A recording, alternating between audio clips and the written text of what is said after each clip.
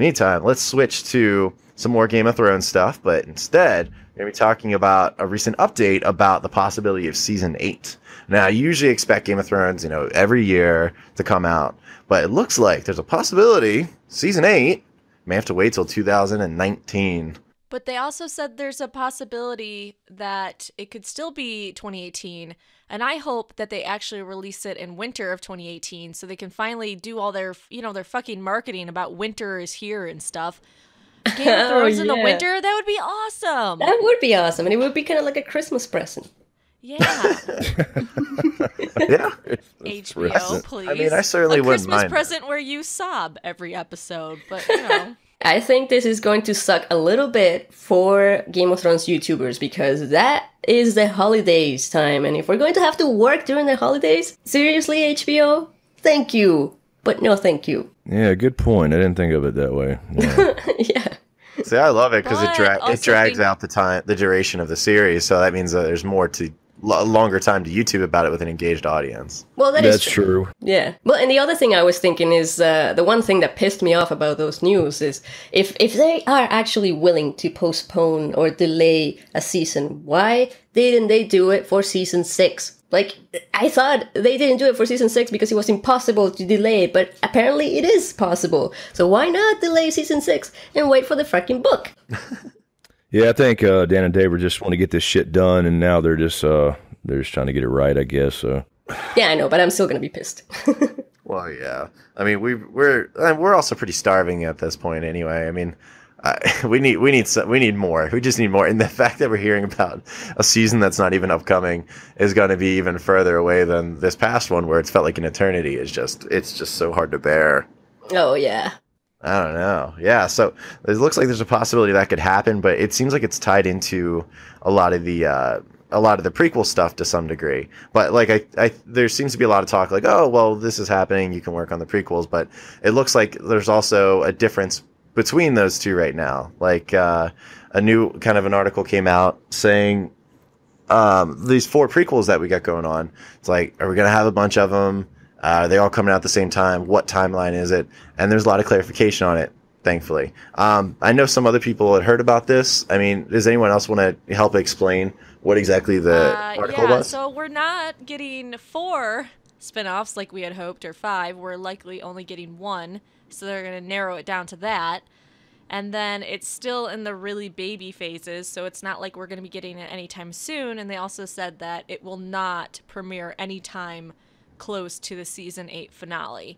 So we're at least 2 years out from that spinoff, and it's just going to be one show likely. Yeah, absolutely. But they want to focus on season 8 is basically what they were saying, and then get that done, and then we'll get one, but who's to say they won't continue with another one after that, depending on how well the first one does. Yeah. Yeah, that's absolutely. True. Did you hear the most shocking thing about it? I found that D&D don't want their names on the spinoff show. Like, they said leave our names off, which I thought was crazy. I get where they're coming from, but even the programming guy was like, yeah, we want to put their names on it if possible, but as of right now, they're telling us no. Maybe they're getting too much hate, man. I know. I think they said that they wanted to enjoy the shows as fans and not be, not feel like they were involved in it in any way. Because so if their names were on it, they'd feel like they had to put something into it or watch the quality. And I understand that. But are they still going to be producers? I heard 2 different versions of this. They wouldn't have been involved at all, but then still producers, perhaps? This was the most recent update where I guess before there was the rumor that, their names would be on it as producers. But now the most recent thing is they said, no, we don't want our names attached to this at all. Mm-hmm. So it seems like HBO came out and said something, and then D&D were like, no, that's not what we want. Yeah, and also I think the time frame or the timeline for one of these HBO shows, it can take like a couple of years or more than a couple of years from the moment they start writing the initial draft of it, right? Like, I feel like Game of Thrones, I heard somewhere that David and Dan have been working on Game of Thrones for like 10 years or something like that, and it's obviously been less than that from the season 1, from the moment that season 1 started, but they had been working on it years prior, like when they were building up to that, getting getting it approved by HBO took a while. Yeah, it's like 12 plus years, and they've had no break. They haven't done any other projects. They haven't done any other films, so I think they want to step away. Once they're done, they're done. And you can tell because HBO was even, the president was saying, hey, we want more seasons of this, expand the seasons, and D&D were like, no, we're done. So I mean, you can't blame them. That's such a long time to work on one thing. I mean, that's just... I can't imagine doing that for 12 years. Just anything for 12 years. I don't even know how I got through school. Oh, jeez, Kevin. That's just a long commitment. So I'm glad that they're going to try something different. I mean, it's a bummer that they can't, spread it out a bit more, but I don't know. That's just me, though. But yeah, I'm just thinking that it's probably going to be like 2 to 3 years after season 8 when we finally start seeing some advertising or promotion for the sequel or the prequel or whatever it is. But do you think the hype will die by then?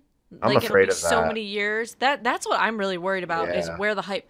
Because a spinoff in general is not going to get as many people as the main series did. And then on top of that, if you wait a few years for the hype to die down, I don't know. Yeah, I mean, like, they are pretty aware of the fact that spin-offs usually get less views, so they're trying to really make it good. Like, they want to make sure that it's going to get a lot of views. But I feel like the hype will die down, but people will be missing it, I feel. So after a few years, you start seeing stuff about it again, people will get super excited, like, oh, yes, it's back. Yeah, well, kind of like how did you feel about... I watched the Harry Potter series, read it, but then when Fantastic Beasts came out, it wasn't like, oh, yeah, it's back. I was just like, oh...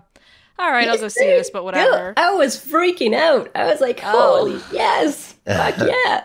I guess for me, the hype had already died down and I had moved on to something else.